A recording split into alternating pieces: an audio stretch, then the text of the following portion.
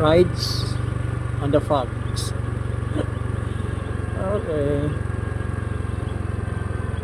Ito po yun guys, yung fogs sa Mayong Volcano.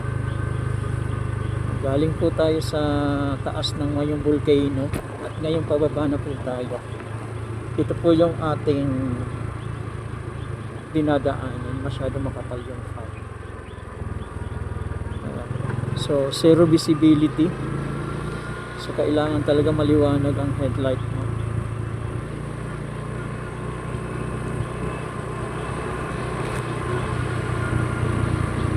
Pagka bubusi-busina ka.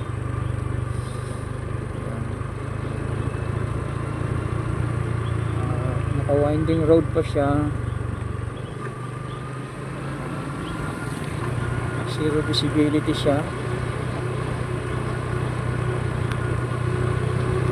So it is a clouds. Actually, ulap to eh. So nagsisilaw na yung mga solar. May solar na. May solar lights na siya rito. Yung maganda. So at kailangan nakamask ka kasi pagbaba mo sisipunin ka. Hindi malalanghap yung kailangan wag mong malanghap yung fog. So lamig. Dahan-dahan lang tayo. I don't think so kung yung camera natin is okay pa. Grabe to. At madulas yung daan.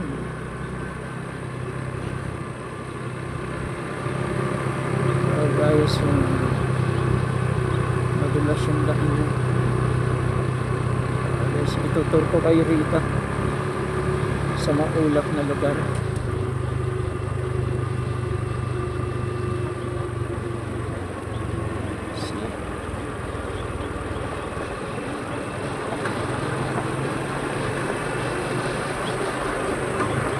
Lakas ng hangin.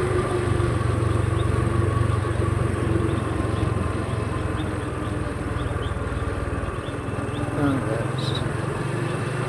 So, galing tayo sa taas ng Mayong Volcano, pababa na po tayo. Ito po yung nadadaanan natin. Zero visibility. Hindi ko alam kung hanggang saan tong zero visibility na to. Parang hanggang baba.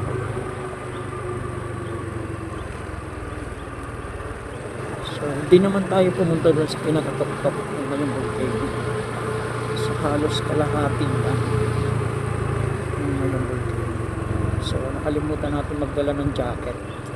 Ang lamig. Sobra. Tapos, itong parang talo yung bagyo. Sobrang lamig. Sobra.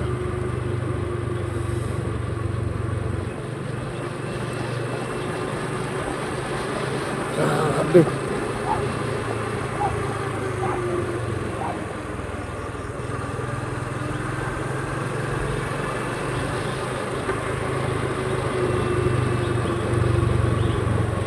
Ayan. Medyo numinipis na yung fog. Makapal pa rin. Makapal pa rin yung fog.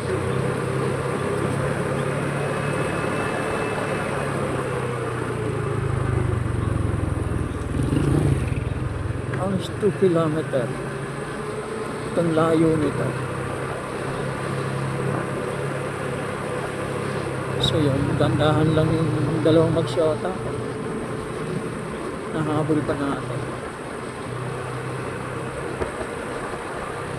Kasi nga hindi naman talaga pwede makapagpa ayan.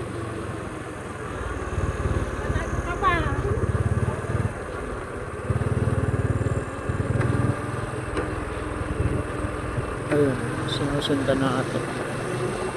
Dandahan lang sila. So, dandahan din lang tayo guys. Para at least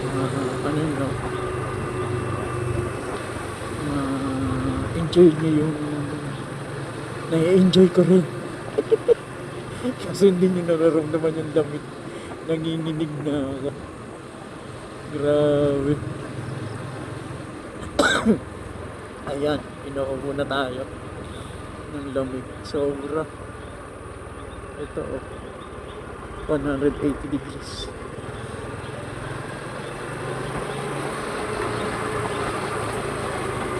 Ayan guys.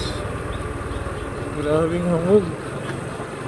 Sobra. Di ba pag umaga, may hamog. Pero dito kahit hapon may hamog eh. Di umaga. Yung parang bumaba yung ulap. Actually, pag makita nyo may yung volcano, halimbawa nasa baba kayo, may makikita kayong parang ulap sa may volcano, di ba? Na halos natatabunan yung may volcano. Makikita nyo yun pag nasa baba kayo. Ito yun. Ito yun. Yung nakakatabon dun sa may volcano. Ayan. Kaya it is a once in a lifetime experience sa pagra-rides natin. Makita natin tong ganito pala siya. Ganito pala yung kapaligiran niya. Grabe no. Yung kapaligiran to. Numinipis na ng konti yung kasi bumababa na tayo. Ayan, numinipis na. So, time check natin is 6. Magsi 6 na. 6 p.m. So, parang gumagabi na siya. Pero kung titingnan nyo yung baba nyo, may makikita pa kayong mga fog. Manipis na nga lang. Hindi na ganun kakapal. Pero, ingat lang kasi medyo madulas yung daan pag espalto. So kailangan pag magra-rides kayo rito bago yung talagang maganda yung goma ng ng gulong. Kasi may experience yung ganito dito. Once you've been there or been here, ay talagang may experience yung ganito. So buti ang dala natin ng motor is yung XRM na pwede talaga pambundok.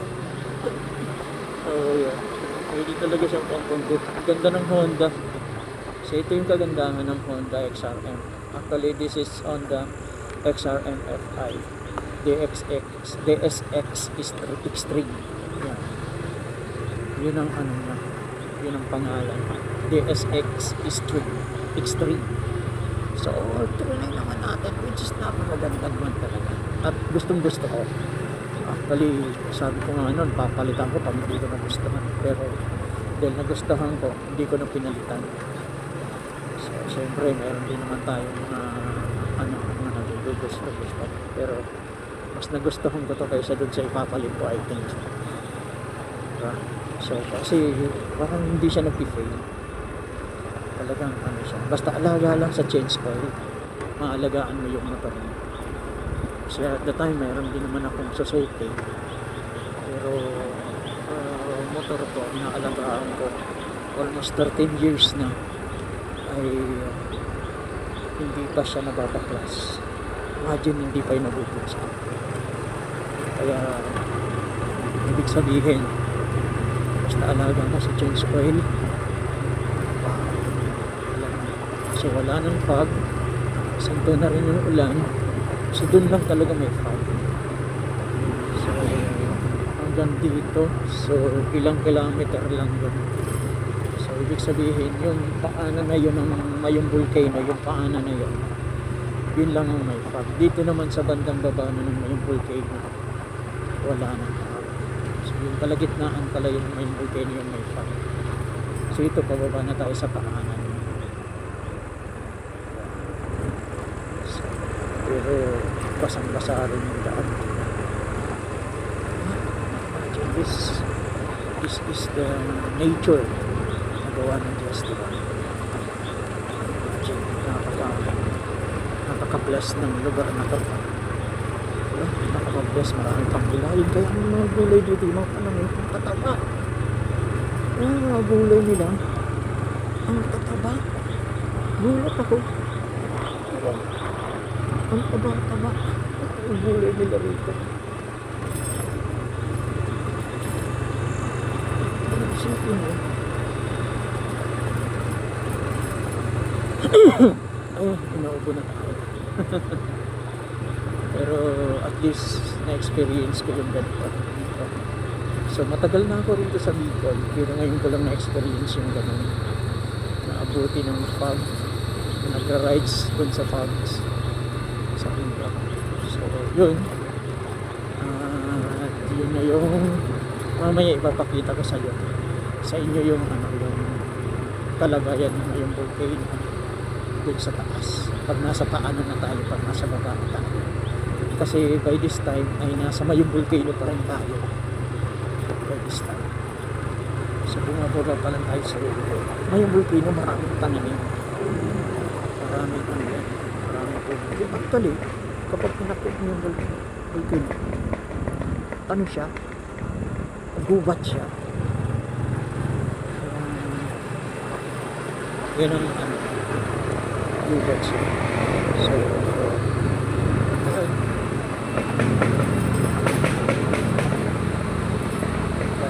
ganda.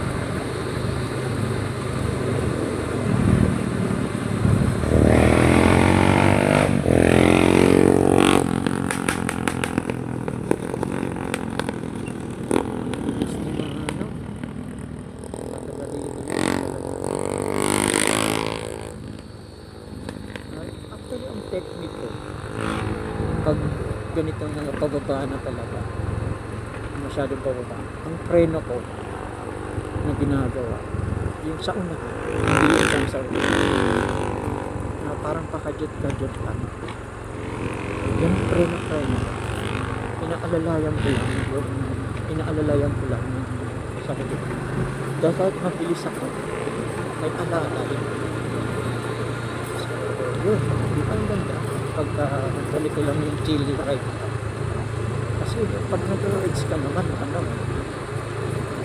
hindi naman ito pabilisan, di ba? Yung pag-rides is pag i-enjoy, yung ini-enjoy mo yung lugar, i-enjoy mo yung kalsada, saka yung motor na dala mo, enjoy.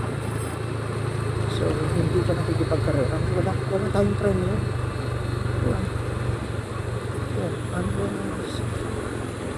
Siguro ayain tayo na pero siyempre tatanggit nito dahil hindi naman ako pareros riders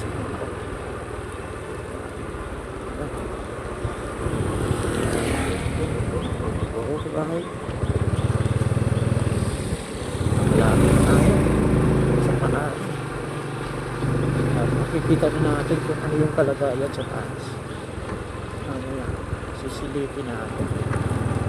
So, it is very important na masilip natin kalagayan mo sa taas at mapatunayan ko yung sinasabi ko sa inyo. Sana, may ulap pa. Eh, siyempre, ulap yan. Diba? Pinapantad lang na ano. So, hanapin mo.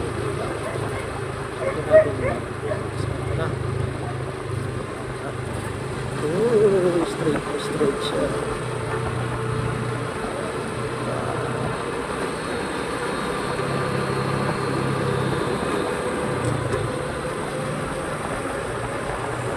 Ganda basta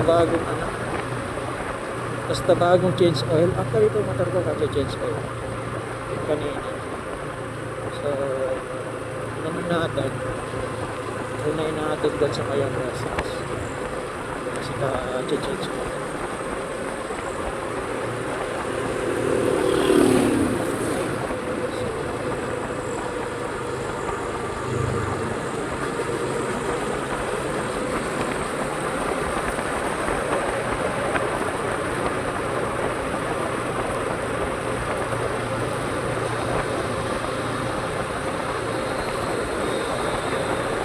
Lapit na tayo dun sa baba na kung saan tayo pumasok pagkantang Mayong Rest House pagkantang skyline kasi hindi na natin na-picture ang mga skyline sa susunod hindi naman tayo sa skyline so titignan natin parang kitang kita kasi pagtun kitang kita so Okay na makita pa yung ano bukay na. Para at least makita niyo rin po yung sinasabi ko. Ayun, nagtatabunan ng fog. So, nagtabunan pa ng fog yung may bukay na. Tayo.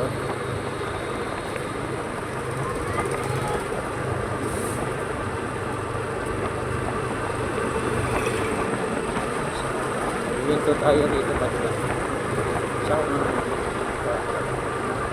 ng kotse.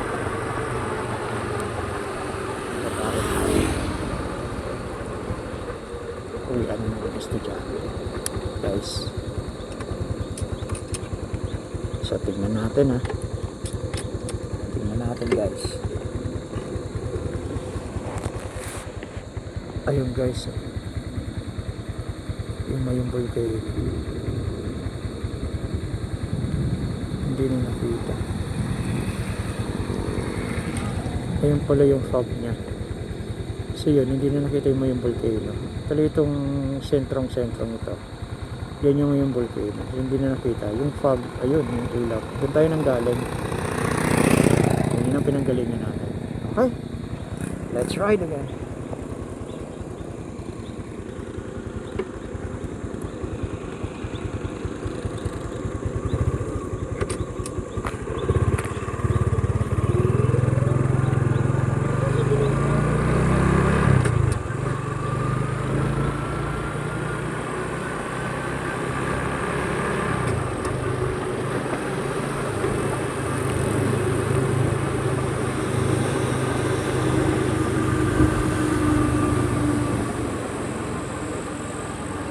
Tayo.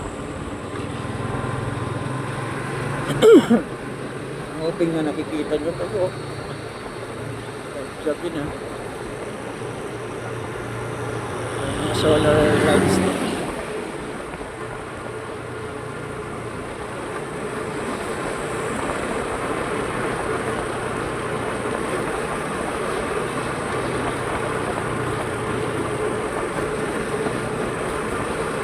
Takbo natin 40 lang para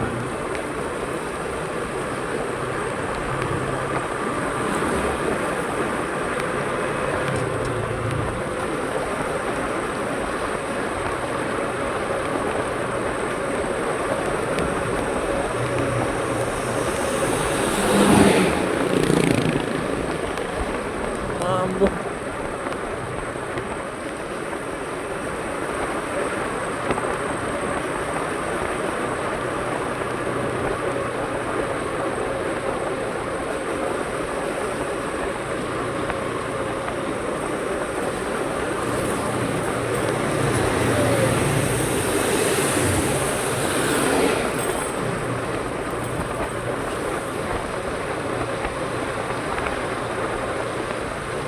Ulan lang.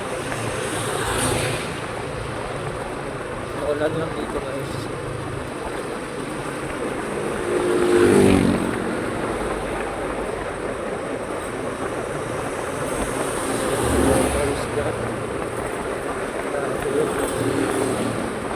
Walang po na natin mga rides tayo. Timing lang.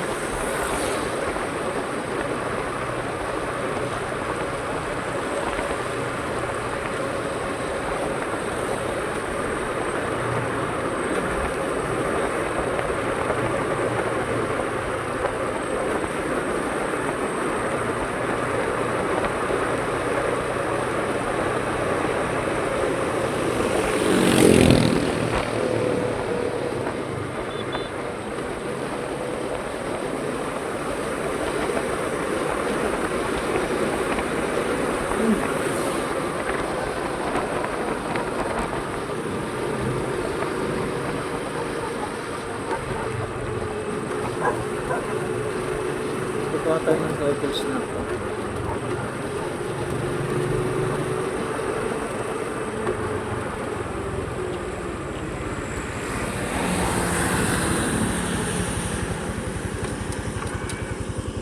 Kukuha tayo ng goggles na ako. Kasi ano yung ano? Tinatangaan ko ng lipad-lipad.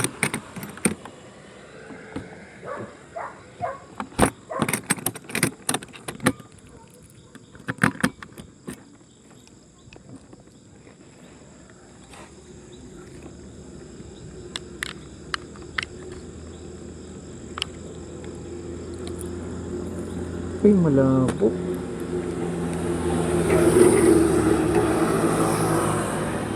Malabo, guys.